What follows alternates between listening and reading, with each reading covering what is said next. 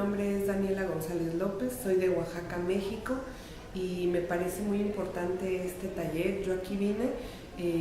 como coordinadora internacional del Observatorio de Derechos Humanos de los Pueblos, pero la experiencia que les entregué y que les compartí fue a través del Movimiento Nacional del Poder Popular, y me parece muy importante porque a través de esta construcción de este poder popular es como hemos tenido experiencias de lucha, de resistencia muy importantes a nivel de Oaxaca, a nivel de México, pero también han tenido una proyección a nivel del mundo entero, y creo que es muy importante este taller porque justamente podemos estar compartiendo esas experiencias de lucha que hemos tenido y se pueden conocer en otros pueblos hermanos del mundo,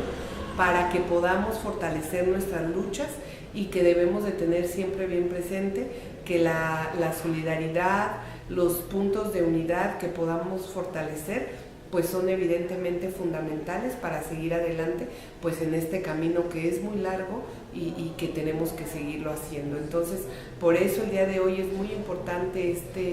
este taller que tuvimos, y también porque además van a haber otras experiencias también de lucha que van a venir a hablar otras compañeras y compañeros también compartiendo desde sus propios países, desde sus propios procesos, cómo es que han estado teniendo y desarrollando estas importantes batallas.